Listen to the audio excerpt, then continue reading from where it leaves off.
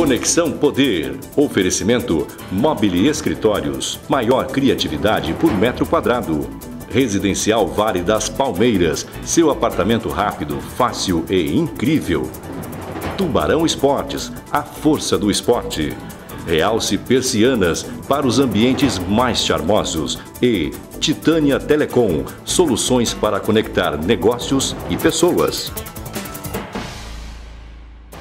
Estamos recebendo aqui no Conexão Poder, mais uma vez, o vice-governador Carlos Fávaro, bastante polêmica em pauta. Participa comigo a minha colega jornalista de sempre, colega de bancada e parceira de bancada, Ana Carla Costa.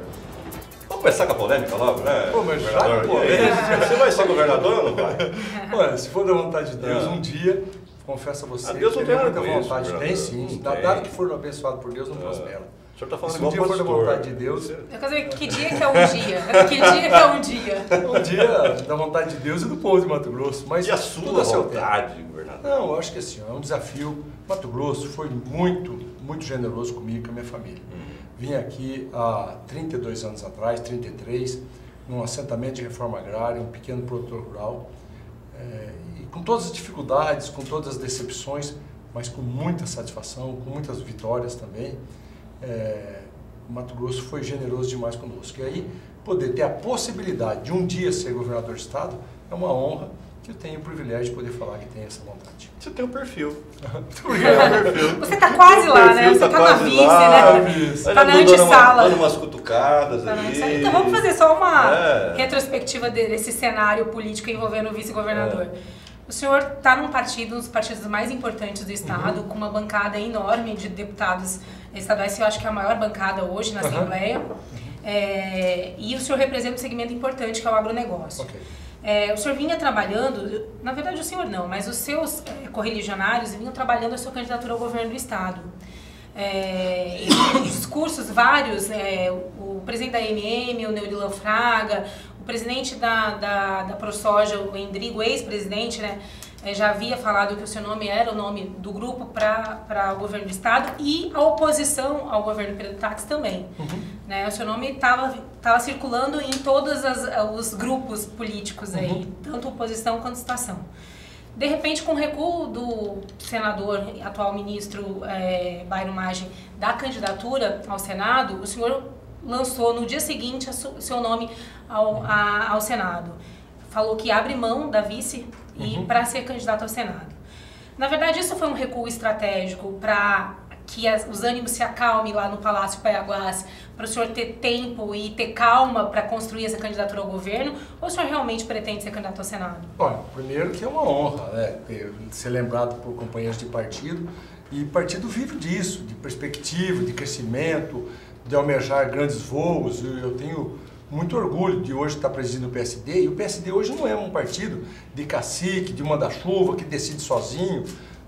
Nós temos alas que defendem uma coisa, outras que defendem outra, a continuidade dentro do grupo do governo, outros o rompimento, mas o diálogo, o pior político é o que não quer ouvir, que não quer dialogar. E eu quero dialogar muito e construir o melhor para o partido e principalmente para o estado de Mato Grosso. Em determinado momento, ninguém mais acreditava que tinha a possibilidade do ministro Bairro Magem deixar de ser candidato à reeleição. Ele, sendo candidato à reeleição ao Senado, eu já tinha compromisso com ele. Desde quando ele não se filiou ao PMDB, que já tinha anunciado, nós estávamos naquela época assumindo o PSD, eu fiz o convite junto com o deputado Neninho, junto com o deputado Wagner Ramos, que estavam vindo do PR para o PSD, como veio o Dr. Leonardo, como os outros que ficaram. Essa é a arte de agregar. Ele disse naquele momento que não ia ficar sem partido, que tinha decidido não ir nem para o PMDB, e que após as eleições de 2016 ele tomava um destino político partidário e seria candidato à reeleição. Depois veio o impeachment da Dilma, ele antes disso foi virar ministro, precisava se filiar ao PP, a cota era do PP no governo nacional. Eu reafirmei o compromisso do PSD com ele. O PSD ia trabalhar com ele a candidatura ao Senado, independente da sigla partidária. Com a desistência dele, aí sim abriu uma lacuna, uma oportunidade. E eu entendo que o meu perfil, claro que guardando as devidas proporções, Bairro Magem foi 2 vezes governador, senador, ministro, um excelente ministro do Brasil, com todo o potencial, com todo o dinheiro, as empresas dele, eu nunca ia disputar uma eleição contra Blair Maggi, até pela nossa amizade. Agora, ele não sendo, eu tenho perfil que vem do agronegócio, que vem do interior, também fui presidente de entidade como ele, hoje num partido forte, muito bem estruturado, e todo partido político tem que voar voos mais altos. Por isso, nós conversamos internamente, falei com a executiva, falei com os deputados, tive o aval tanto da executiva, com vários prefeitos que dialoguei, estou andando no interior, e vamos trabalhar essa candidatura ao Senado de hora em diante. Mas assim, o senhor pode recuar dessa candidatura e lá na frente ser o candidato ao governo do Estado, ou dentro do grupo, do atual grupo político que o senhor está, ou dentro de uma outra composição política, seja de oposição? Olha, o foco é trabalhar a candidatura ao Senado, é isso que nós vamos trabalhar. Agora, política é a arte de dialogar. O governador Pedro Taques falou que depois da Semana Santa, ele vai começar depois de comer a canjica, né? Ele vai começar a decidir o destino político. É natural que ele seja o pré-candidato do grupo à reeleição. Já o senador Wellington Fagundes está se movimentando para ser um pré-candidato das oposições. Política é a arte de dialogar, de conversar, de escolher. De convencer também. De convencer isso quer e dizer, ser convencido também. Então isso quer dizer que o PSD hoje não tem, está definido que vai apoiar a reeleição do governador Pedro Taques ou não? Olha, ou está conversando com todo mundo? Eu trabalho pela unidade do nosso grupo, vou trabalhar sempre por isso. Política é a arte de trabalhar pela unidade, e é isso que eu vou fazer. Mas tem que dialogar com todo mundo, como diz, dentro do partido tem alas que querem ir para lá, para cá, e nós vamos estar dialogando e vamos conversar. Eu trabalho pela unidade. Que a unidade é permanecer dentro no da base grupo, aliada. Da base e apoiar a reeleição do governador Se Pedro ele for o Taques. candidato, é óbvio que é isso. O jornalista Romilson Dourado, ele publicou um texto, tem uns 15 dias isso, né, Ana Carla? Conjecturando, dizendo que o governador renunciaria ao mandato, o senhor assumiria em abril e o governador seria candidato ao Senado e o senhor sairia para a reeleição como governador. O que é que tem de boato? O que é que tem de Só fato? boato. Eu nunca ouvi essa história. O que você pensa sobre isso? Conjunturas, né?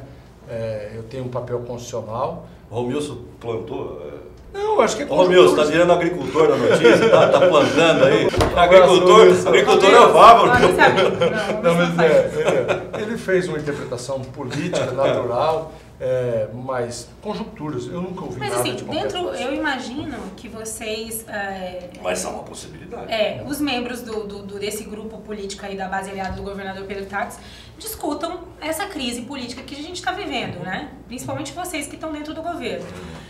Nessas discussões, eu acredito que há análise aí dos números de pesquisas, né? E os números de pesquisas não são muito favoráveis a quem está no mandato hoje e que está governando o Estado. Tem uma pesquisa interna que foi feita. Dizem, então, um boato aí que está na Outlook. Eu li num site que não é confiável, então mas eu não vou nem citar. Mas eu vi a pesquisa Ibope, por exemplo. Mas eu soube dessa história que o governador estaria abaixo do procurador Mauro, inclusive. Eu não vi a pesquisa. E aí, como é que fica? É dessa pesquisa que você está falando? Eu vi dessa pesquisa, mas tem outras pesquisas que estão falando, que o governador faz essas pesquisas quase mensalmente, mas tem a pesquisa Ibope que foi pública, que a rejeição estava muito alta. Né? Apesar que os números não foram tão ruins assim, mas a rejeição muito alta ainda. Existiu em algum momento essa discussão de que o governador poderia recuar de ser candidato à reeleição e o grupo encontrar um outro nome, ou o senhor assumir ser candidato à reeleição, o governador sair candidato a deputado federal ou ao Senado? Houve essa discussão, houve análise desses números? Como é que está o clima interno? Até essa data não houve essa conjuntura. Até essa data, em nenhum momento, pelo menos que eu participei, não houve. Há uma dificuldade a ser superada, com toda certeza, um momento difícil. Mato Grosso vive uma crise econômica e financeira e, por isso, dificulta a gestão. Mas, até o momento, não houve essa conjectura. Tá, mas essa conjectura do Romilson, a gente está falando disso. Sim, não é nenhum absurdo. A gente brinca da plantação. Não, e não saiu do Romilson. Não é nenhum absurdo. O Romilson é um jornalista que tem uma informação que ele obteve e que a gente já ouviu também é um absurdo que vem acontecendo. Eu só estou dizendo que comigo não teve a conversa, não teve esse diálogo enquanto eu estivesse presente. Mas é uma tese bastante plausível. Pode ser. E execuível também. Pode ser. Mas isso tem saída. Isso tem que acontecer a partir de um posicionamento do governador. A prioridade é ele é o governador, ele tem que estar... Mas o que você pensa sobre isso? Não, eu penso... É conjectura, eu sei, mas suponhamos que seja não dá pra verdade. Não, mas como dirigente partidário, o senhor tem uma posição com relação a isso, né? Como dirigente partidário hoje, o PSD tem um pré-candidato ao Senado. Então não tem um pré-candidato ao governo. Neste momento, tem que definir todo o grupo, o governador, primeiro ele vai falar assim, ó, eu sou o pré-candidato, aí não começamos a ter definições. Mas ele é, né? Eu também acredito que é. Eu também acredito. Candidatíssimo. Eu também acredito que é. Ele não... Tá, mas o senhor pré-candidato ao Senado já assumido, o governador Pedro Táxi fica sem o seu vice para a campanha. É isso, teria que arrumar um novo vice. Mas ninguém é candidato a vice, né? Isso, enfim, mas ninguém é candidato a vice. Mas... Não, tem vários, já tem fila, dizem que lá no Palácio. Que bom. Tá vendo como não é tão ruim a aprovação? Ninguém é Todo mundo quer ser vice. Tá vendo? Tentando usar a força da máquina. Mas e aí? É isso mesmo. A conjectura é essa. O governador perde o candidato natural a vice dele. Não, eu não gostaria de fazer a leitura por essa forma. Nosso grupo hoje tem um outro pré-candidato ao Senado. Mas eu só queria entender, voltar, desculpa André se eu estiver sendo repetitiva, mas assim, o ex-governador, ex-senador, o Jaime Campos... Só não pergunte quem é Ed Mota de novo. Não, agora é Ed Mota, um abraço. Eu sei que é você, mas eu achei que era algo diferente aqui, enfim, né? Crush dele. Mas o ex-senador Jaime Campos disse que o que vai definir o candidato ao governo desse grupo, a base aliada do governador Pedro Táxi, é uma pesquisa que será feita agora em março, abril, que vai definir o candidato. Na verdade, vai definir se existe viabilidade da candidatura do governador à reeleição ou não. Eu acho que é uma quando todos nós conhecemos o perfil do governador, a gente sabe que ele é um homem que vai enfrentar essa disputa de qualquer forma e é legítimo porque está no mandato. O senhor também comunga dessa opinião de que a pesquisa vai definir se realmente tem condições do governador sair candidato ou não? Olha, eu comungo da ideia do bom senso, da viabilidade, da unidade do grupo, e isso passa através de pesquisas, de avaliações, de sentimento, porque às vezes as pessoas...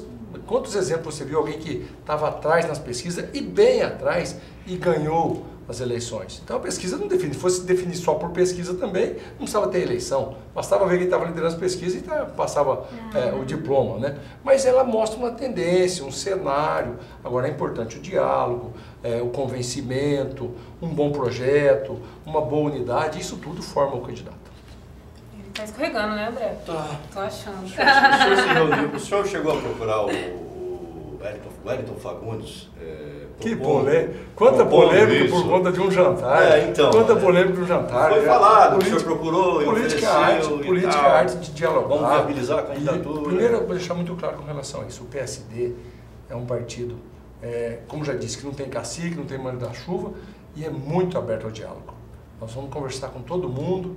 É a arte de dialogar. Ainda mais agora com um pré-candidato ao Senado, tem que conversar com todo mundo. E lá em novembro do ano passado, eu recebi um convite do senador Wellington Fagundes para jantar na casa dele, e ele é reconhecido como um bom anfitrião, faz jantares sempre, bom cozinheiro, gosta de uma boa comida.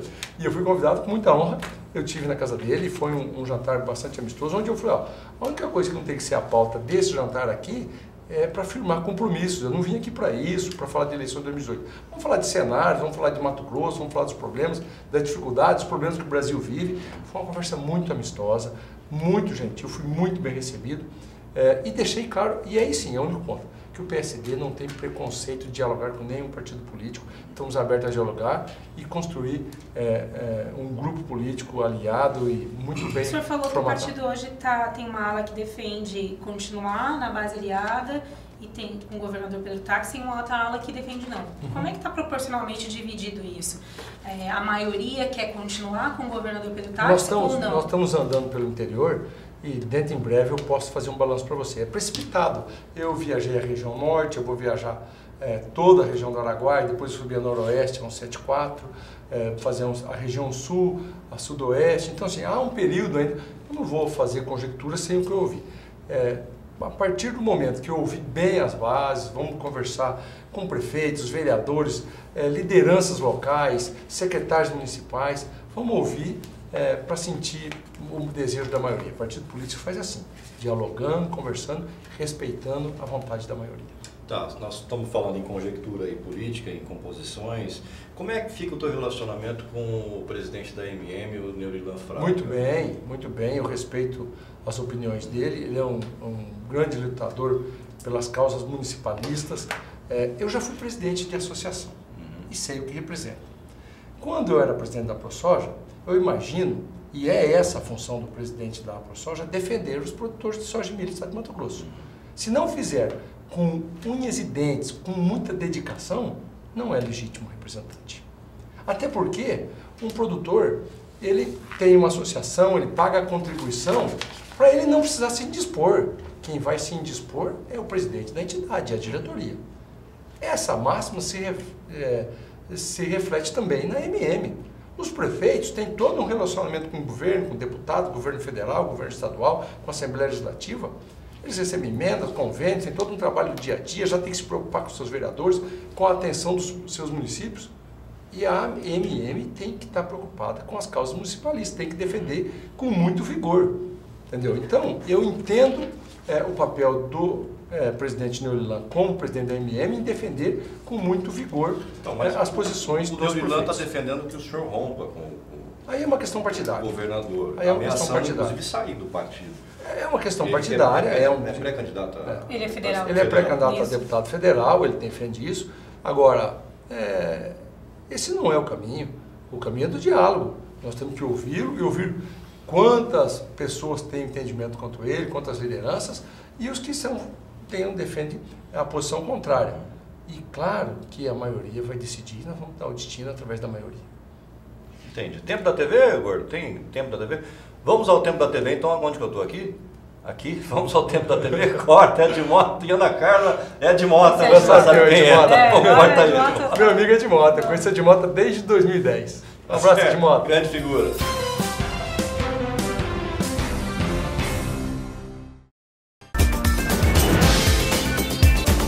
Muito bem, estamos de volta com o vice-governador Carlos Fávaro, Andrés Versutti, belíssimo Andrés Versutti, assessora de imprensa, falando aqui no estúdio. Tudo bem, Andrés Versutti, com você? Tudo ótimo. No final do programa eu vou pedir a produção dar uma caneca para você também. Não sei se você já ganhou essa caneca. É a terceira caneca. Mas você vai ganhar a sua caneca também.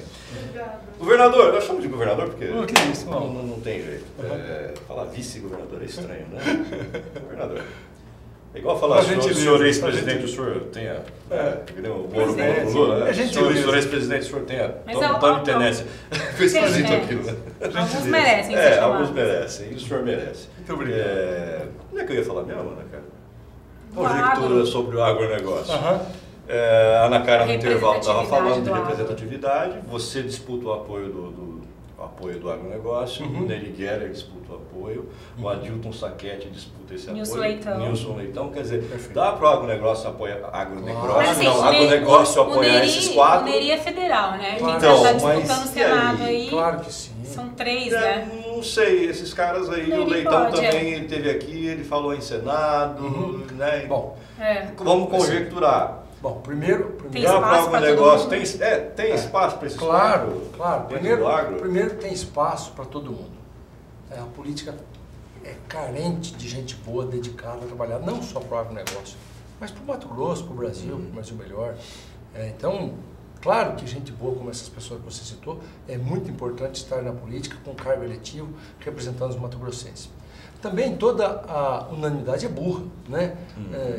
Veja bem, eu sei que represento o agro, mas eu também quero representar todos os outros segmentos importantes do estado de Mato Grosso. Mas na eleição de 2014, por exemplo, o presidente da FAMATO, que estava licenciado à época, meu amigo Rui Prado, foi candidato ao Senado na chapa do José Riva, depois de Janete Riva. Ficou muito prejudicado por conta disso. Eu vice do Pedro Táxi. Eu tenho consciência, eu consegui levar uma grande maioria, ou a imensa maioria dos eleitores para a chapa, apoiar a chapa de Pedro Táxi, que eu fazia parte.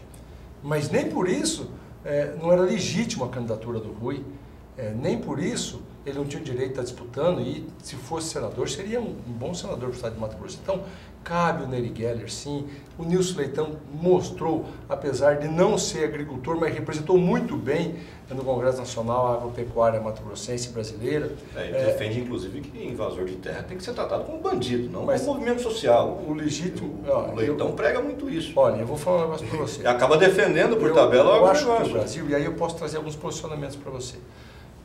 O Brasil precisa de passar por um choque de gestão.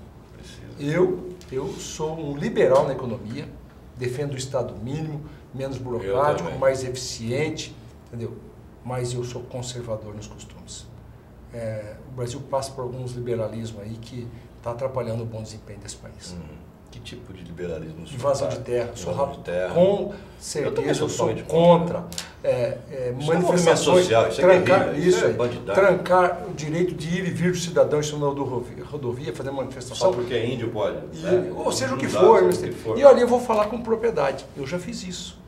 Lá em 2006, no Grito do Ipiranga... Já fechou a rodovia? Eu fiquei no Grito do Ipiranga 90 dias manifestando contra aquele momento difícil que vivia o agronegócio. E lá dentro, sabia, diga-se de passagem, foi ali que eu decidi que não seria mais um cidadão que ia ficar só reclamando da minha incompetência, da minha insatisfação, dos meus problemas pessoais e botando toda a culpa em governo. Foi ali que eu decidi, em 2006. Perfeito.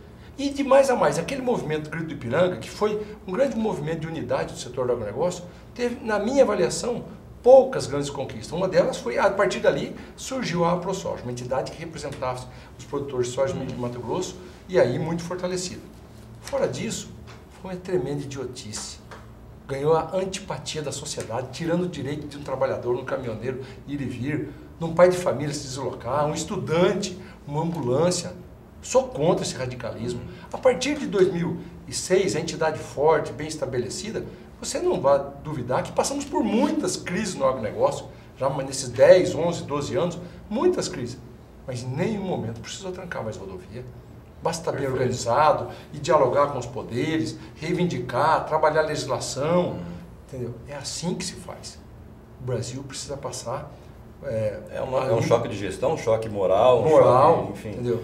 Há um liberalismo que tudo pode trancar, pode invadir, não pode cotas, cota para isso, cota direito daquilo, pode manifestar. Não, precisa um pouco mais de respeito, mais de civismo. Tem que ter um pouco mais de deveres, não tanto direitos, né? Tem muito direito e pouco dever. Esse não tenho dúvida. Vocês dois estão... dois radicais, né, cara? Vou ficar aqui do lado eu vou até tomar uma água. Vamos debater contra você, Ana Carla. A senhora é uma liberal.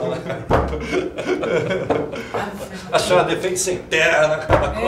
Tá difícil aqui. Tá puxado. Não é. Olha, sem terra pra mim, sinceramente, tem que ser na borracha. Tem que ser na borracha. A agricultura familiar é muito importante para o Brasil. Eu defendo a agricultura familiar. Eu tenho origem na pequena propriedade. Eu não defendo a baderna, a invasão de terra. Agora, Lucas do Rio Verde é um exemplo de um assentamento que dá certo. Está lá, industrializado, verticalizado, gerou oportunidades. É assim que funciona a pequena propriedade. Nova Mutum, Primavera do Oeste, Campo Verde. Claro. Enfim, são cidades pujantes. Olha, assim, ó.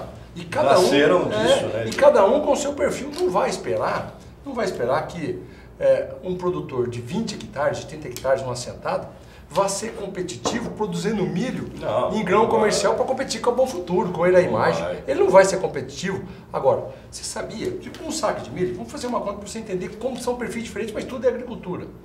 1 hectare de milho produz, vamos supor, 120 sacas de milho. A R$20 são R$2.400 de receita bruta numa safra. R$2.400. O mesmo hectare de milho, ele produz 60 mil espigas de milho. Se eu for vender a 50 centavos uma espiga de milho, no mercado é R$2, R$3 no supermercado. Mas a 50 centavos dá R$30 mil de receita bruta no hectare de milho verde. O Imagem não vai produzir milho para vender milho verde na feira e nem no supermercado. E o pequeno produtor não dá para competir, vender milho seco como o Eraí. Cada um cumprindo seu perfil, ele vai ganhar dinheiro, tem espaço para todo mundo. Essa é a agricultura. Cabe todo mundo, cada um com seu perfil. Exatamente isso. Não invadindo terra. Não é por aí. Não querendo tudo não é por aí. Como esses movimentos, pseudo-movimentos sociais querem. Não é por aí. A senhora não gosta que eu falo isso, dona Cara, mas é verdade, né, cara? E toda manifestação... Toda manifestação... Deu outra caneta aqui. É válida. Vamos lá, Ana Cara, vamos falar de gestão? Vamos. Tem também um cartão. Esse cartão é meu, né, cara? Muito obrigada, não tem seu telefone. Daqui a pouco sai uma aranha aqui no meu monitor. Coisa pra caramba aqui. Governador, e a gestão atual do Estado? Por que o Estado está quebrado, governador? Olha, o Estado de Mato Grosso não é um Estado quebrado. Um Estado rico, não, pobre. O Estado de O que Mato tá Grosso, acontecendo? o Estado de Mato Grosso vive um desequilíbrio de caixa neste momento. Há uma crise no que Brasil gerou sem esse precedentes. desequilíbrio de caixa? Há uma crise sem precedentes, uma herança de um Estado endividado, com obras da Copa, obras que geraram até corrupção, e isso... Só geraram corrupção, bonzinho agora. E está em um passivo de dívidas aí que está sendo pago. Uma renegociação de dívida dolarizada, onde o Estado não tem um hedge cambial. Isso foi o Silval que fez também. Entendeu? Isso é uma herança maldita tendo que ser administrada. Já nós pagamos parcela de dívida com o dólar praticamente a 4, né? 3,96. Hoje 2,30, porque mesmo assim ela foi negociada... 3,20, desculpa. Ela foi negociada a 2,20 e está 3,20 e já foi a 3,96. Então, assim, há uma herança de má gestão que precisa ser administrada. Também o crescimento da folha, né? O crescimento das despesas correntes, contra uma diminuição dos repasses federais, a crise que o Brasil vive. Então é um momento difícil, desencontro de caixa. Mas Mato Grosso... ano passado o governo recebeu os repasses significativos do governo federal. Mas não é na mesma proporção das perdas que houveram durante todo o ano de diminuição de receita do Fundo de Participação dos Estados. Agora, de fato, não dá para ficar só chorando.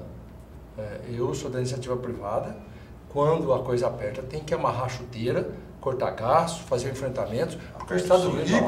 Esse dever aí de casa, a atual gestão está fazendo? Vocês tenta fazer. Quais são as medidas que vocês estão tomando? Eu não participo no dia a dia da gestão, portanto não posso te dizer. Eu não participo, eu sou vice, né? Eu cumpro algumas missões, cumpri uma missão lá na SEMA, né? De melhorar a gestão, de ser uma SEMA cumprindo suas funções. O senhor vem conversando com o governador para tentar encontrar medidas? Não, nos últimos dias, assim, quando chamado a dar opinião, eu vou. Eu sei meu dever constitucional de vice, quando chamado eu dou minha opinião e respeito a decisão, porque o governador foi eleito para isso e ele decide.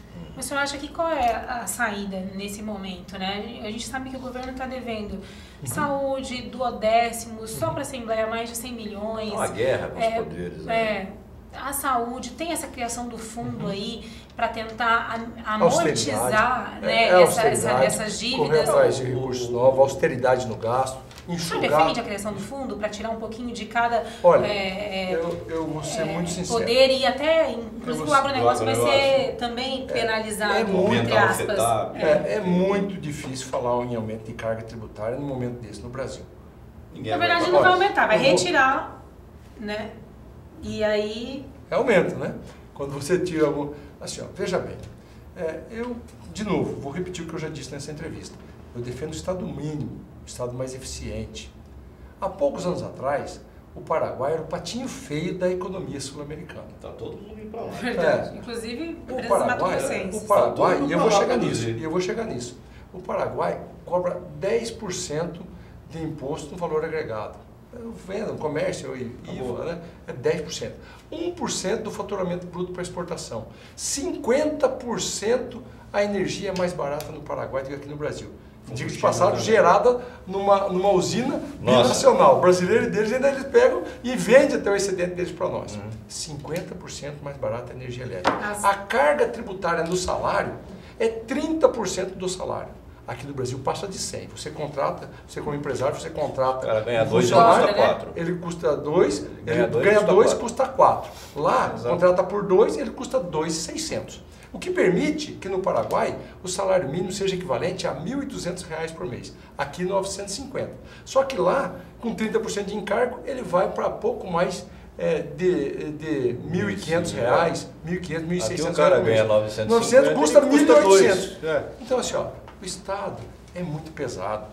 Lá no Paraguai, o empresário é mais competitivo e o trabalhador ganha mais, tem mais dignidade. Eu defendo o Estado mínimo mais eficiente. É por aí que o Brasil e o Mato Grosso saem dessa crise. Mas então, o senhor é contra o fundo? Eu sou contra o aumento de carga tributária, porque daí você vai matando a competitividade.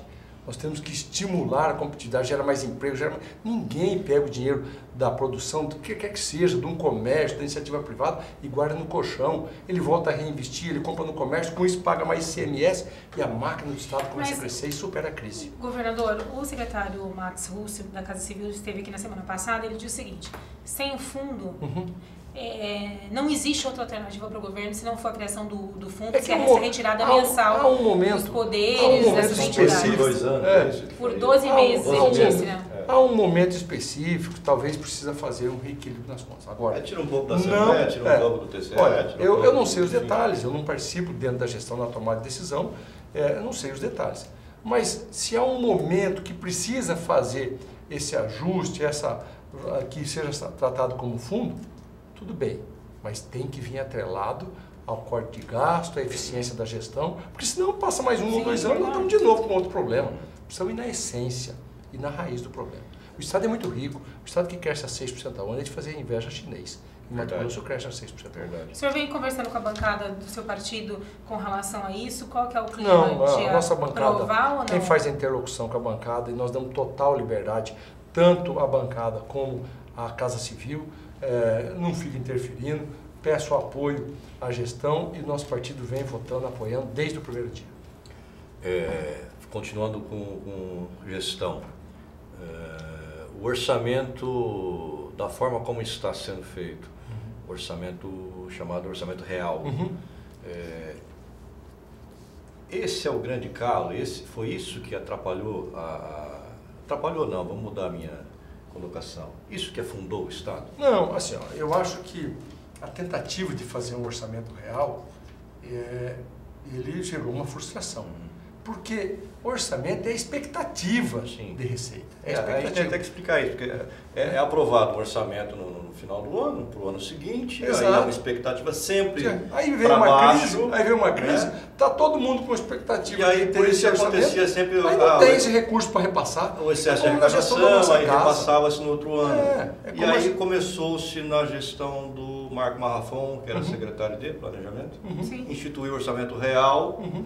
E aí o governo tinha que dar o 12º real, mas aí no final do ano ele não fez a arrecadação. A receita real era menor. E isso arrebentou. Ninguém esperava, quando você faz um orçamento, ninguém esperava que a presidente Dilma não seria mais presidente, que viríamos crise, que dificuldade. Por isso mas tem que ser cauteloso. Não, acho que foi um dos problemas na minha avaliação, porque você gerou uma expectativa e quando você faz um orçamento maior, todo mundo, é a mesma coisa da sua casa. Se você você tem uma previsão de receita na sua casa de 10 mil reais. Mas se você falar para todo mundo, 10 mil reais, cada seu filho vai querer a mesada dos seus 500, a sua esposa vai comprar uma roupa nova, um calçado, o telefone, você vai precisar trocar de carro. Aí há uma frustração. Você recebeu 5, 7. Como é que faz? Falta 3. Então assim, vamos trabalhar com um orçamento de 7. Se conseguir 10... vou passar para 600 a tua mesada, você pode comprar um calçado novo. E se conseguir 12, no final do ano nós vamos para a praia. A minha previsão é ganhar 10, mas assim vou trabalhar como se eu fosse ganhar 6. É isso aí. Então... É assim que faz. Por isso é orçamento. Orçamento é previsão. Realizar é de acordo com o dia a dia. Coisas que podem acontecer no dia a dia. Crises. Claro, é isso. É isso. Tem que ser mais comedido. O senhor, uma pergunta aqui, diante que o senhor falou, até que não participa diretamente dessas decisões do governo. Deixa eu só terminar esse ponto, Ana Carla. Por que foi aprovado isso? É a tentativa. O governo deixou acontecer. Acho que foi uma tentativa de viver no mundo real, de viver no mundo real. Então, mas esse governador tinha uma não perspectiva. Tinha como entrar ali, Marrafon, não vai fazer isso não, peraí. Sou só isso. Mas eu não estou aqui criticando, não estou apontando o dedo não, acho que foi sempre na boa intenção, até porque tinha uma expectativa de crescimento, ninguém esperava que ia trocar de presidente da República, crises acontecem. Eu só acho que a boa gestão prega bastante cautela, tem que ser assim. Certo, você ia falar, né? Não, eu ia perguntar assim, diante de tudo isso, o senhor se sente um pouco frustrado em ser vice-governador de Mato Grosso? Até não pelo cargo em si, pela importância que é você servir o seu estado e pela simbologia que isso existe, mas de estar participando de forma limitada da gestão, ou de estar... o senhor tem esses posicionamentos, às vezes, um pouco diferentes do que está se pregando, né? existe essa frustração? Não, eu posso responder com muita tranquilidade. Primeiro, eu sei meu papel constitucional, eu sei me colocar, né? Eu sei, vice é vice, né? Vice tem o dever constitucional de substituir o titular quando precisar, de fazer alguma interlocução com os poderes, é só esse o papel de vice. E se chamado, cumprir alguma missão. Então, muito tranquilo com relação a isso. Talvez eu tenha alguma frustração de conhecer internamente como a máquina pública é pesada e precisa ser modernizada. Mas, por outro lado, eu tive grandes oportunidades. Por exemplo, modernizar a gestão da Secretaria de Estado do Meio Ambiente foi uma oportunidade gigante. Entendeu? 20 meses. Sem precarizar o meio ambiente, em hipótese alguma. Foi a primeira vez na história que nós tivemos um reconhecimento internacional de governos da Alemanha e do Reino Unido que diminuíram o desmatamento e recebemos 178 milhões de reais pelo reconhecimento a fundos não retornáveis, não precisa devolver o dinheiro, pelo reconhecimento que estão diminuindo o desmatamento. Agora, isso não significa que a Secretaria de Estado do Meio Ambiente tem que ser atrapalhadora. E sendo atrapalhadora do desenvolvimento, aí ela reduz o desmatamento. Não tem relação uma coisa com a outra. Eu tenho que punir quem comete crime ambiental, mas dar o direito de quem quer desenvolver e trabalhar com legalidade.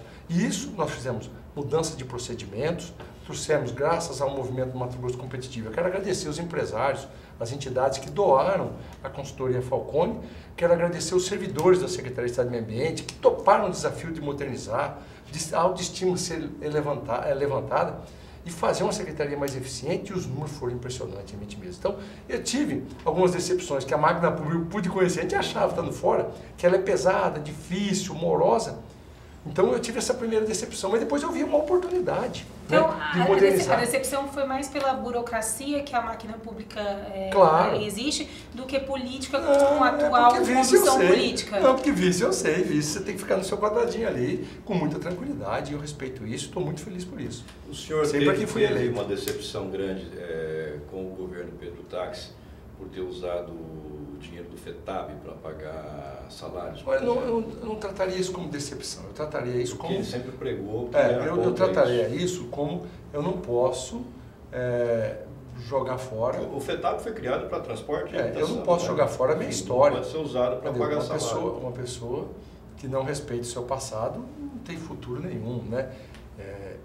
Seria uma incoerência, né? Não posso cometer essa incoerência. Eu, quando presidente da ProSoja, até por determinação de uma assembleia, de novo voltando o que é o presidente de uma entidade de classe, eu protocolizei uma ação contra o governo Silval Barbosa por desvio de finalidade do recurso usado o FETAB para pagar obras da COP, etc, etc. Depois nós viemos para o governo, nós dobramos o FETAB, porque precisamos acelerar. O Mato Grosso tem mais de 25 mil quilômetros de rodovias estaduais não pavimentadas. Esse estado tem uma oportunidade de crescimento gigante. Fazendo infraestrutura, o estado vai crescer, vai se desenvolver, vai ter ganho, vai ter qualidade de vida para a população. Não é só para puxar soja, milho e algodão, não. É porque você tem quase R$1 bilhão por ano de FETAB, mais ou menos 800 milhões. Para investir em infraestrutura. Se você conseguir investir 800 milhões por ano em infraestrutura, meu Deus do céu, em 10 anos, o que você faz nesse estado? E eu, como defendo o Estado mínimo, cada vez que você finalizou a construção de uma rodovia, imediatamente concessão, PPP caipira, chame. A sociedade de Mato Grosso é muito ativa, deseja ajudar. Eu e Lucas do Rio Verde, nós vimos lá o exemplo do Lucas do Rio Verde, quando ficou pronta a primeira rodovia feita em parceria com os produtores no governo Blair Maggi, Lucas do Rio Verde, Atapurá. Imediatamente ficou pronta, os produtores assumiram a gestão dela, um pequeno pedágio, tarifa bastante acessível, dando a manutenção. A rodovia até hoje é maravilhosa, bem cuidada, com qualidade, evita acidente, o transporte é mais barato e paga um pequeno pedágio. Com isso, o FETAB passa a ser destinado para a construção de novas rodovias, senão ele fica enxugando gelo, fazendo manutenção de rodovias, e nunca nós vamos chegar nos 25 mil quilômetros de rodovias para ser pavimentadas. Vai ficar mantendo, tampando buraco de exatamente, recapeando, tampando buraco, fazendo... Entendeu? Então assim, o Estado precisa se modernizar e o FETAB tem finalidade específica. Eu não ia perder a coerência de dizer, olha, contra o governo Silval não podia desviar a finalidade. Agora, no governo que eu faço parte, pode desviar. Eu não posso perder a minha coerência. Eu acho que o Estado tem que superar a crise, tem que ter austeridade, mas FETAB foi feito para fazer infraestrutura. Aí você me diz, mas e a crise? Olha, nenhum empresário que constrói a estrada, e a China, diga-se de passagem, investe 10% do PIB em infraestrutura. Sabe por quê? Porque isso move a economia do Estado. Exato. Quando uma empresa está fazendo uma obra, uma rodovia, ela pega o recurso da medição daquele trecho, Ela vai comprar óleo diesel, vai comprar material bituminoso, vai comprar pedra, vai comprar peça, vai comprar máquina, vai pagar salário. Tudo isso paga ICMS. Compra óleo diesel, tem ICMS. Compra peça, compra máquina, paga salário, o seu funcionário vai lá gasta.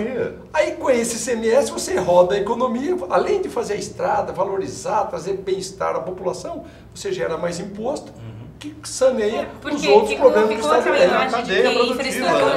Não é de graça que a imagem que investir em infraestrutura é uma questão puramente econômica. Claro que não. Mas é social também. Porque saúde também é oportunidade. Asfalto é do trabalhador. O Lairo fala mais, uma cidade pequena e fazer a faculdade. Agora, o que a gente ter um monemate em cada município. Agora, a gente não pode é que um governo só invista em infraestrutura. Ele tem que investir em outras áreas também, né? A prioridade não pode ser só a infraestrutura. Não estou dizendo que é o caso agora. A Cinfra é uma secretaria, foi muito bem planejado pelo secretário Marcelo Duarte. Ela tem 0 de orçamento da fonte 100. Todo o planejamento dela é feito em fontes carimbadas. FETAB, CID e convênios e financiamentos. É só essa fonte.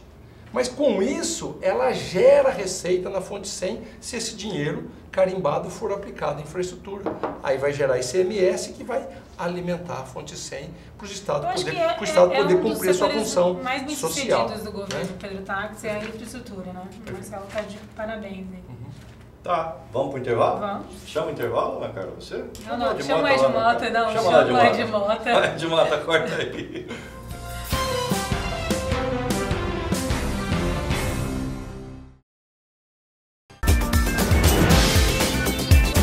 Bom, voltamos com o Conexão Poder, recebendo o vice-governador Carlos Fávaro. Vice por enquanto, né, Ana Carla? Porque ele pode ser senador. Pode ser. O que mais ele pode ser, Ana Carla? Pode ser governador, pode ser vice-governador de novo. Também. Vamos entrar na questão. Tem gente falando até deputado federal. Deputado federal, eu não sei. Vamos entrar na questão. Já que você pode ser um monte de coisa, fala. Não é tudo isso. Conselheiro Tribunal. Vou chamar você de você, porque eu descobri que eu sou mais velho que você. Agora, por favor, senhor, mas eu gosto de você. E assim, o que você faria se fosse governador? Olha, Diferente do que está sendo feito. Não, eu não quero fazer esse comparativo, diferente do que seria feito ou não. Mas cada um tem sua personalidade. Algo que não foi feito, vamos mudar. Não, uma coisa para destravar a máquina, para melhorar eu sou a favor máquina pública. Da eficiência na gestão, eu sou a favor do Estado mínimo, do Estado menos atrapalhador, da iniciativa privada assumir alguns compromissos. É impossível você chamar a iniciativa privada para fazer segurança pública. Não dá para ter uma agência de contratar seguranças para fazer segurança pública. Isso é papel do Estado fazer e faz com muita competência. Tem algumas áreas que não tem jeito, mas infraestrutura, cada vez mais a iniciativa privada pode fazer com mais eficiência, com uma gestão mais barata para a população. É só fazer concessões. O Estado tem que ser mais regulador. Conceder e pronto. Só regular, conceder e deixar a iniciativa privada fazer muitas obras, fazer muita gestão. A própria educação tem parte que não dá para delegar, mas tem parte que pode ter a participação da iniciativa privada, reforma, construção esse de projeto, prédio, inclusive, aí foi barrado, porque entenderam reformas, construção de prédio, não precisa ser dentro da Secretaria de Educação. A própria Secretaria de Saúde, reformar o hospital, quando não precisa ser. A iniciativa privada faz isso com mais eficiência, com mais agilidade. E a iniciativa privada não superfatura a própria obra. Ela vai ser eficiente para ganhar. Exato. Entendeu? Não, e eu vejo assim que a burocracia da máquina pública demora. A escola, começa o ano letivo, a escola não foi reformada. Porque não deu tempo. Para licitar, a licitação é travada. Porque alguma empresa empolgou a licitação. Por daí o Estado pega os recursos públicos e vai investir sim naquilo que é a sua função, segurança pública de qualidade, saúde com eficiência e educação. É esse o papel do Estado. E aí, o mínimo possível e muito regulador. O Estado não tem que ter empresa, governador. Não foi feito para isso, nem para aplicar dinheiro, nem para guardar dinheiro. O Estado foi feito para gerir. Tem uns negócios aí que eu não entendo, MTGás. MTI é a antiga Cepromate. Você tem Agência Metropolitana, você tem a AGER, que é também, enfim. Quer dizer, para quê, né? É o Estado mínimo, mais enxuto, mais eficiente. E aí ele é menos atrapalhador também, precisa ter uma boa regulação, combate à corrupção, isso são assuntos importantes e é papel do Estado fazer. Segurança pública é total responsabilidade do Estado, mas também dá para ter boas iniciativas, os conselhos de segurança mais fortalecidos, parceria com os municípios, guardas municipais. Eu vi exemplos gigantes, por exemplo, Lucas do Rio Verde foi um dos motes da campanha do prefeito Pinotti, segurança pública. Logo que assumiu o mandato, ele chamou os presidentes de bairros, né, para construir junto espaços, né, guaritas para a guarda municipal nas praças municipais. A iniciativa privada, a Associação de Bairros ajudou a construir, ele fortaleceu a guarda municipal, integrou cada vez mais forte com a Polícia Militar e Polícia Civil e os resultados começaram a aparecer. Mas não parou só aí. Já entrou agora em janeiro, com o apoio da Câmara de Vereadores, aprovou um projeto de lei que a Guarda Municipal pode usar armas não letais, spray de pimenta, arma de choque. Quer dizer, é o combate mais efetivo, ajudando as forças policiais do Estado. E a sensação de segurança começa a chegar já na população. Então, assim, mesmo segurança pública, que é a atribuição essencial do Estado, dá para ter criatividade e fazer uma gestão mais eficiente. O senhor é pré-candidato ao Senado, mas está com um discurso aí de pré-candidato a governador, né? Não, um discurso mais voltado para o executivo. O senhor tem essa vocação mais para o executivo mesmo? A minha origem, eu vim de uma pequena propriedade, tem que gerir cada recurso, mas você sabe que o Legislativo e o Senado também é fascinante. Nós temos desafios gigantes, esse Estado precisa ser modernizado. Nós temos que fazer enfrentamentos de reforma tributária de verdade. Olha o exemplo que eu já dei do Paraguai. Olha o exemplo, a reforma da Previdência precisa ser encarada de frente. O senhor defende essa reforma da Previdência? Precisa com urgência. Os nossos trabalhadores podem chegar no futuro muito próximo, como a Grécia, e não ter mais a segurança da sua aposentadoria. Então precisa fazer esse enfrentamento com muita transparência. Porque, assim, com muita dedicação. Estão falando muito em aposentadorias de modo geral, mas as aposentadorias que quebram a Previdência, a gente sabe quais são. Claro. Né? Esses privilégios, não é a do professor, não é a do não é a do professor, não é a dona Maria que ganha 2 É isso mesmo, não é. Do contribuinte do INSS. Não é a desembargadora que ganha 200 pau por mês. Não é a área meio. Ou filho de militar que nem casa para não perder a aposentadoria. Filho militar casa, mas não casa no papel, né? Para não perder, né? Tem uma se casa 3, 4 vezes. Ou do cartorário. E aí ganha lá 20, 30 mil reais do pai que morreu há 50 anos atrás. Peraí. Não é daquela professora que levanta cedo e trabalha 25, 30 anos com giz, poeira de giz.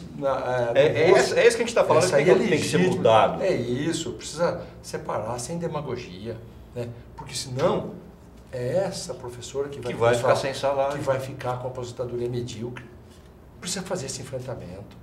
É papel do legislador. Muita gente cobra só de governo. Esses caras que ganham 200 pau por mês, eles já construíram um patrimônio que é suficiente para viver a sua velhice. Mesmo que não receba a aposentadoria, ele vai ter um patrimônio que rende para ele mais do que isso. Para viver a sua velhice com dignidade. É exatamente isso. Né? Então, assim, muitas vezes a gente costuma dizer, mas o governo, tudo é governo. Tem que acabar com isso. Assim, o legislativo também tem que ser os enfrentamentos e fazer seu papel para modernizar essa máquina pública. Vamos voltar para a questão política? De novo? O senhor não tem como escapar. Foi um ano eleitoral, as eleições estão aí, chegando. Eu imagino que o senhor, eu sei que o senhor está muito cauteloso. Esse Versuti falou assim, já tá bom. A gente entrega tudo aqui. Mas a gente está finalizando. Versuti, você tá linda. Enquanto a gente não tirar dele aqui, que ele é candidato, vai apoiar quem? Você é candidato a governador, não é? Vai apoiar quem para governador? A gente não liga. Está lá nas convenções. Então, como é que está esse processo? O seu partido vem reunindo com os outros partidos, não só da oposição, mas da situação também? Claro. Como a oposição vem dizendo. Converso muito com o Nilson Leitão, converso muito com o Jaime, com o Dilmar, com o Botelho, das grandes lideranças, claro, com o Pedro, né? Sabe, das grandes lideranças, acho que por pura falta de oportunidade, eu não conversei com Mauro Mendes. Olha, por ser muito com o Blairo Mágico, com o Adilto, com o Ezequiel, com o Wellington, né, nesse jantar estava o Bezerra, estava o Voltenir, acho que é a arte de dialogar. Então, eu não tive a oportunidade nessa arte de dialogar isso, eu acho que dentro da base do governador, a gente tem assim alguns nomes que são para o governo, né? além do governador Pedro Taques, o ex-senador Jaime Campos, o Mauro Mendes, ex-prefeito de Cuiabá, o senhor também tem um nome lembrado para governo. Existe condições políticas, ambiente político, de construir a unidade em torno de um nome? Não vai ser dois, vai ser um só mesmo. Vai ser um? O senhor acredita não tem nisso? jeito de ser dois. O senhor acredita, então, que é impossível essa divisão da base aliada e, de repente, o Mauro e o Jaime ir para um lado e o senhor e o Taques irem para o outro? Não gostaria que isso acontecesse. Mas o senhor acha que é possível manter essa unidade? Eu acho que é possível. Então é possível tem que ser. Um nome só? Eu gostaria que fosse. Agora... Mas as conversas estão caminhando para isso ou não? Sim, todo mundo quer unidade. Não tenho dúvida disso. Eu não tenho dúvida disso. Ninguém quer. É a arte de aglutinar, ganhar força. Porque quando une, ganha força. É natural, é natural. Todo mundo quer a unidade ou tem receio de enfrentar a máquina? Ou é um ano político muito difícil, porque a gente sabe que os financiamentos de campanhas são muito complicados, não tem dinheiro, política, né?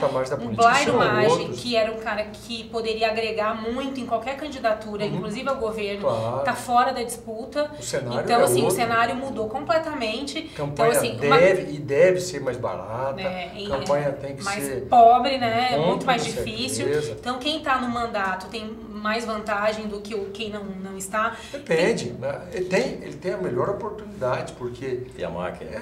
Se ele constrói uma estrada, é obrigação dele construir. E a população vai ficar grata e vai querer que continue o mandato. Se ele constrói um posto de saúde, um hospital, ele não está fazendo nada de errado, a população vai reconhecer o bom trabalho e vai dar. Então, não é nada de ilegal, é uma obrigação do gestor. Mas por isso a reeleição tem muitos que não fazem, é o reconhecimento do trabalho. E aí, mas, assim, quantos que deixaram de ser reeleitos? Olha a eleição de prefeitos em 2016, quantos prefeitos? Quase 70% dos que foram candidatos à reeleição perderam a reeleição. Mas assim, existe possibilidade de dentro de uma chapa majoritária, dentro desse grupo, acomodar Carlos Favaro, Jaime Campos, Mauro Mendes, Pedro Taques, Nilson Leitão? Você vai esquecer de alguém? Olha, claro que existe. Tem Adilto Saquete, tem como? Dizer, o líder não precisa necessariamente ter um mandato eletivo. Jaime está há 3 anos e meio. O senhor acredita nisso? Acredito piamente e vou lhe provar. Alguém discute eleição 2018 sem passar lá tomar um cafezinho com Jaime Campos? Com Júlio Campos? É isso. Mas o senhor acredita que o Jaime fora? Ele abriu mão de não ser candidato para... Ele já abriu mão em 2014 e não deixou de ser mas líder. essa semana ele já falou em ser candidato. Normal, o Mauro Mendes já natural. falou em ser não, mas candidato. agora está misturando as perguntas. O senhor já falou em ser candidato. Claro, mas assim, você é candidato também. Vai de moda, vira candidato também. Ninguém deixa de ser líder, ou então não era líder. Ou passa a ser líder só se tem Então o senhor também eleitoral. tem esse desprendimento? Total. De não ser candidato em nome da unidade? Muito Quer dizer que o senhor não acredita, então, Estou falando que... aqui para as câmeras. Estou muito tranquilo, muito preparado. Eu sou um agricultor, estou na política, tenho orgulho de estar na política, mas um dia isso vai passar. E eu volto para minha fazenda, voltar a ser agricultor, vou lá aprendendo a manejar gado, piscicultura, tenho muito prazer com isso. O senhor tem um pau de tocar gado?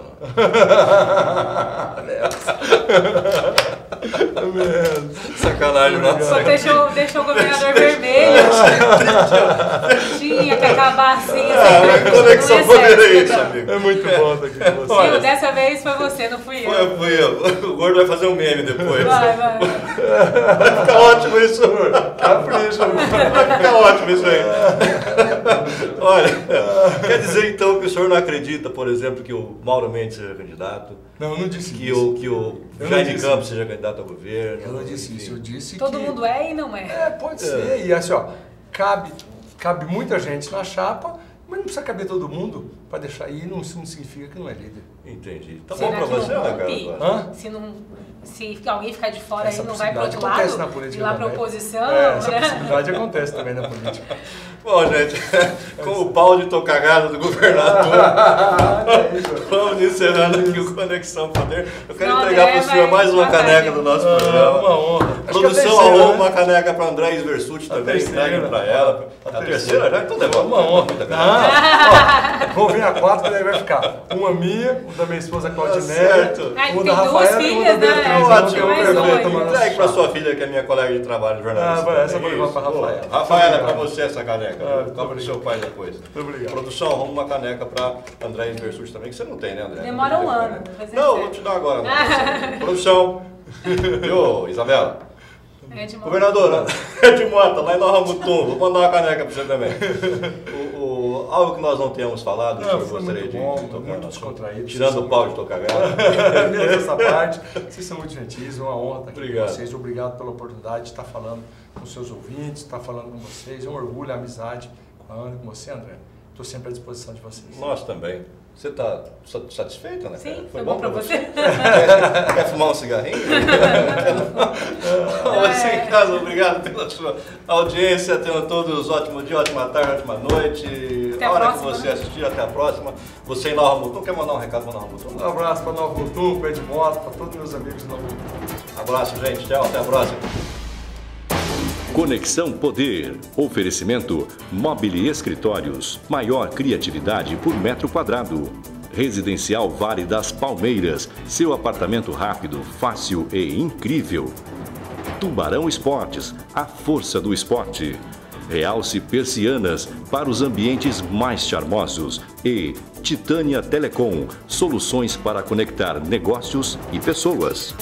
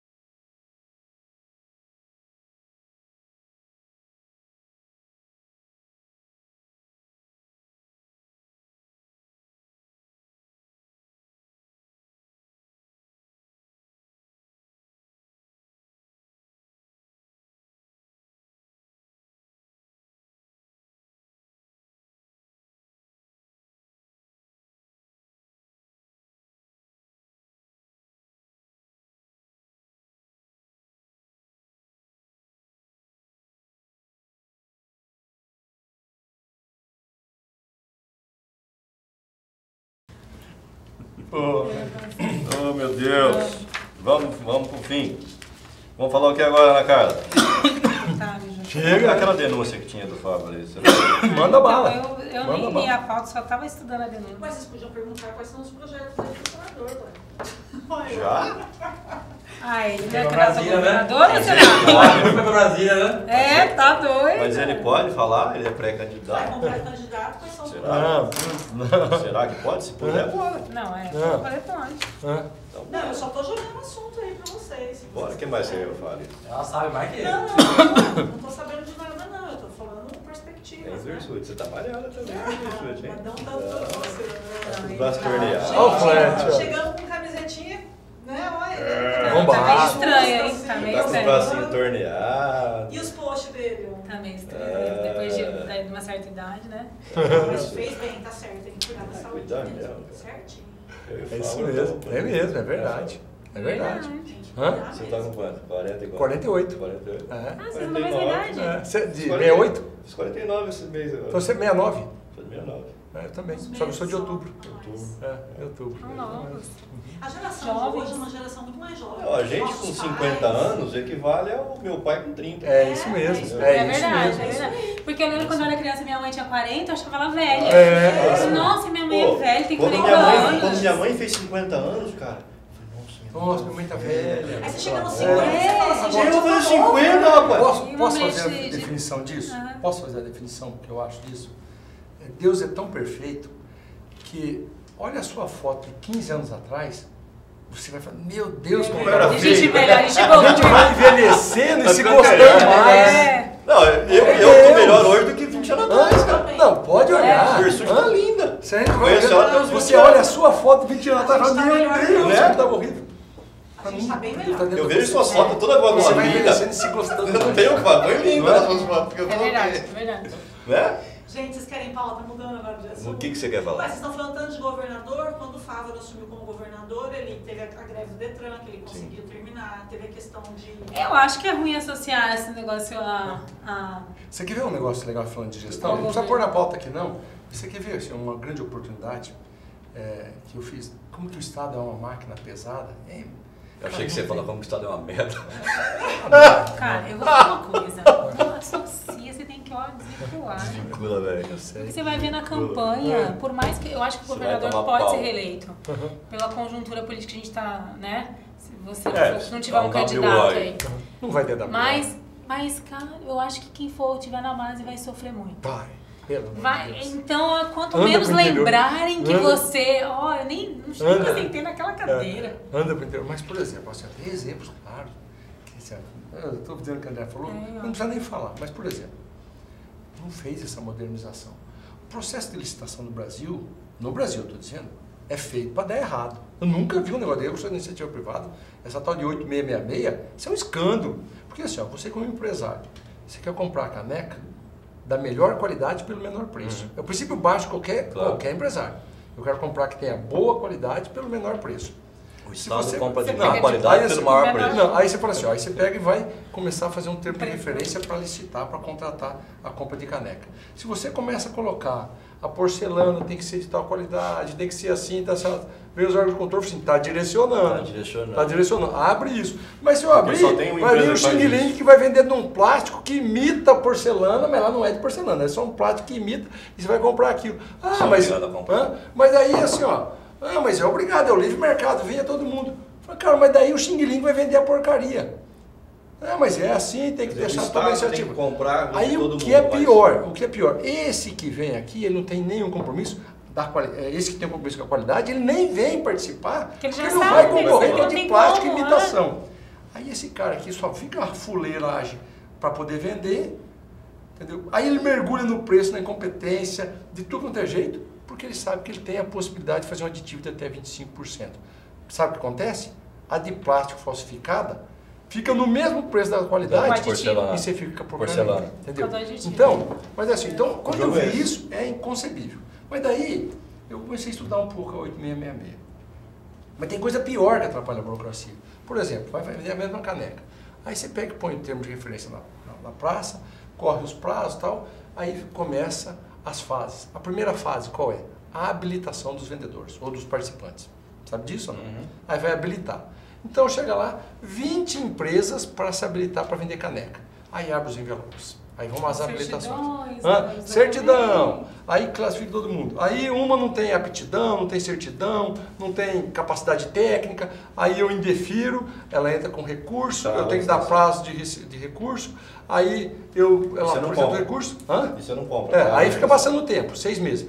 Aí eu indefiro, ele vai para a justiça. Aí ele consegue uma liminar ou não consegue, ou derruba, a PGE trabalha. Quando tirou aquela empresa, ou então quando habilita aquela empresa, o concorrente entra contra. Aí ele fica lá. Então sabe o que acontece com isso? Fica mais ou menos 1 ano, de 6 meses para ser pouco. 1 ano só para habilitar quem vai vender. Falta material. Habilitar quem vai vender. Aí passou essa fase, ficou 1 ano lá habilitando quem vai vender caneca. Aí vem a segunda fase, qual é? Abrir o envelope do preço. E aí quem fez o menor preço ganhou a concorrência, certo? Ó, vou inverter a lógica. E eu fiz isso num projeto de lei, foi para a Assembleia e foi aprovado. Tenho muito orgulho de ter modernizado. Sabe qual que é a fase de Mato Grosso agora? Você abre o primeiro envelope de preço, certo? Aí eu já sei das 20 quem que tem o menor preço. Aí eu só abro o envelope da habilitação da que tem o menor preço. Se ela tiver certificação, capacidade técnica, tudo certo. Rasguei os outros 19, não preciso perder tempo com os outros. Já tem o menor preço. Entendeu como é muito mais rápido? Entendi. A primeira colocada, menor preço. Olha, você não tem essa tal certidão. Tempo de recurso só para ela. Ela vai para tal, eu só fico com uma briga com uma. Entendeu? Não preciso ficar com uma briga com 20. Porque as outras não vão participar, ela tem a 20ª colocada no mercado, mas eu tenho que habilitar ele. Hoje acontece exatamente o contrário. Mas eu briga eu acho que a gente vai falar isso sobre o que eu a gente mandei, pode eu mandei o modernizar, projeto, né? em novembro eu mandei o projeto. Quando ele estava Eu estava governador, eu mandei o projeto de lei para a Assembleia, depois veio até uma proposta de melhoria ainda, porque não tinha sido feito nada para modernizar isso. Aí eu rapidamente, eu fiquei 8, 10 dias, 5 dias, rapidamente, vamos fazer um projeto de lei disso. Aí foi para a Assembleia, aí veio um projeto substitutivo, que incluiu o RDC também, que modernizou ainda mais, foi aprovado, acho que o Pedro já até sancionou, ótimo. Então nós vamos ter um processo de licitação mais eficiente, mais rápido pelo menos. Vamos mexer, vamos dar essa moral para ele. Não precisa. Vamos dar essa moral para ele. Talvez ele é difícil para explicar. Não, mas... você vai ter que só ser um pouco mais... Então, mas aí é difícil para explicar. Mas entendeu como que a máquina pública dá para Você não quer falar disso? Mas é legal Não? falar, Então tá. porque para as pessoas entenderem Mas depois a como pessoa- que funciona e o que Mas sabe o que? Mas assim... Mas se eu não de contar essa repente- história do copo, e aí habilita primeiro, aí fica perdendo tempo É para o habilitar, para depois a outra, ela fica habilitando uma que não vai ganhar, porque ela tem o pior preço dos 20, ou 10. Nem habilita e pronto. Ué, eu Porque sabe o que abro o acontece preço no primeiro. governo táxi? Faltou isso, né? Eu não sei se fez, mas se fez, não mostrou. Ele cobra, vamos, a crise tá aí, eu quero que todo mundo ajude. Eu vou tirar de todo mundo, todo mundo tem que ser penalizado. Mas o que que eu fiz? O que que eu contribuí? Né? Nada. Eu Tem não um monte fiz de coisa ligada nada. aqui, mas eu vou falar um negócio para você. Pequeno Não ditador. vou falar, você tá por... Não. Fala aí, Não, vamos falar, calma, tá? imagina. Eu vou falar, ó, Tá em casa. a comunicação, por Fecho exemplo. 10 unidades, 15 dias, enxuga essa porra. E ninguém vai nem sentir falta. Pois Unidade é. de quê? Hã? Unidade de quê? Secretarias, Que não serve para nada, é só para... secretaria, Até aquelas extraordinárias lá. desenvolvimento regional. Tem que ser isso, pô. Você tem uma agência metropolitana, se você tem a AGER. Gabinete de combate à corrupção. Meu, isso aí é piada. Isso aí eu ia falar. Vamos dar um emprego para Adriano. Você tem lá. controladoria, pra isso você tem gabinete de corrupção. CGE. Controladoria, tem Tribunal de Contas. Secretaria de Peraí. Agricultura Familiar. Jogar pro povão Coloca dele. junto. Embaixo da SEDEC, turbina a Empaer. Se tem aí em Paé, para que você vai botar uma Secretaria de Não, Agricultura esse Familiar? treinamento foi pra tirar... Entendeu? É igual Lula, Secretaria de CECID, Sinfra, Ministério da Igualdade Racial, pelo amor de Deus. Faz obra urbana e rodovia, enxuta uma só, sobra gente. MTI, amigo, pra que presta aquela porcaria? Porra Nenhuma, Cepromate, nunca. Cepromate. Cepromate nunca. Você promete, Fecha. nunca serviu para nada. Fecha no primeiro Cabide. dia. Vira se fosse superintendência. governador, só para regular. Só para regular o que vai contratar. Contratou da Terceiriza. iniciativa privada. Porque o Cepromate não desenvolve nada, cara. Ele compra Nada. tudo. Tudo que pra pede não serve? sai. Não sai. Não, Pra não que sempre serve? foi, ó, A gente desde ganhou sempre. 40, 45. Eu trabalhei lá. Na verdade, Entendeu? Então, assim, ó. né? Ó, quantos que eu já falei aqui? Quantos que eu já falei? Ah, Japonês da manchete. Vamos lá. Pode ser, gordo? Não, mas não precisa vir com essa história Vou botar você numa saia justo agora. Não vou. Eu não vou. Tá vendo? Foi da ideia.